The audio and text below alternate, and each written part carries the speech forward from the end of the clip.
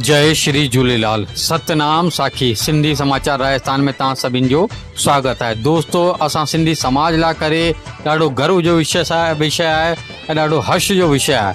दोस्तों, असांजे सिंधियुनि लाइ करे ॾाढे स्वाभिमान जी ॻाल्हि आहे, ॾाढी इज़त जी ॻाल्हि आहे ऐं ॾाढे मान सम्मान जी ॻाल्हि आहे। जीअं कि तव्हां सभिनि खे ख़बर हूंदी कि असांजे देश में जेको G20 थियो हो, जंहिंमें हिकिड़े देश न अबितू कई देशनि अची करे हिन में भाग वरितो हो ऐं पंहिंजी भागीदारी निभाई ऐं सभिनी अची करे असांजे देश जे प्रधानमंत्री श्री नरेंद्र मोदी जी तारीफ़ कई ऐं भारत देश जी तारीफ़ कई। त दोस्तों, सिंधियुनि लाइ करे इहो हर्ष जो विषय आहे, ख़ुशी जो विषय आहे कि जेको उन्हनि खे डिनर परोसो वियो, जेको उन्हनि खे रोटी परोसी वई, उहा सोने जी थाली में हुई, चांदी जी कटोरियुनि में हुई ऐं सोने जा चुमचा उन्हनि लाइ करे लॻाया विया जंहिंजे अंदरि उहा रोटी परोसी वई। त असां सिंधियुनि लाइ करे आख़िर ख़ुशी जो विषय छा आहे?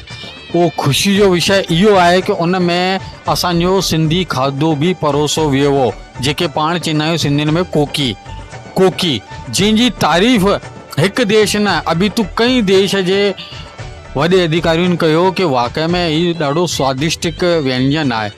असांजे देश जे प्रधानमंत्रीअ खे असां दिलि सां आभार था प्रकट करूं, धन्यवाद था ॾियूं ऐं ॾाढो उन्हनि जा आभार था प्रकट करूं कि उन्हनि असांजे सिंधी समाज जी जेको स्वादिष्ट व्यंजन आहे, जेको खाधो आहे कोकी खे उन महाराजा थाली जे अंदरि सम्मिलित कई, जेकी ॿियनि देश जा अलॻि अलॻि देशनि जा प्रधानमंत्री राष्ट्रपति आयल हुआ, उन्हनि जी थाली जो नालो महाराजा थाली।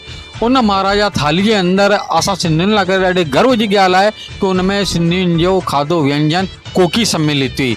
त दोस्तों, हिकु तरफ़ त किथे पंहिंजो सिंधी समाज पंहिंजे सिंधी व्यंजन खे भुलिजे पियो, पिज़्ज़ा बर्गर पास्ता में बि उलझे, ऐं ॿिए तरफ़ ॾिसो ॿिए देश जा माण्हू बि असांजे सिंधी खाधे जी सराहना पिया करनि, तारीफ़ पिया करनि ऐं उनखे अपनाइनि बि पिया, चवनि पिया हीउ ॾाढो टेस्टी ऐं ॾाढो स्वादिष्ट ऐं ॾाढो हेल्दी खानो आहे। त दोस्तों, असांजे सिंधी समाज खे बि ध्यानु ॾियणो घुरिजे पंहिंजे खाधे मथां, पंहिंजी संस्कृति मथां, पंहिंजी वेशभूषा जे मथां।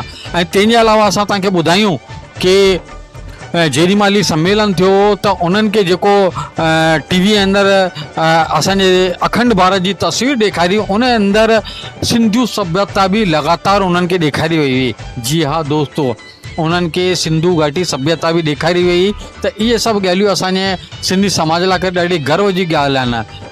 त दोस्तों, तव्हां इन जानकारी खे ॾिसंदा, ॿुधंदा ऐं शेयर कंदा ऐं अहिड़ी ई अनोखी जानकारी असां तव्हांखे बार बार ॾींदा रहंदासीं। ॾिसंदा रहो तव्हांजो पंहिंजो चैनल सिंधी समाचार राजस्थान।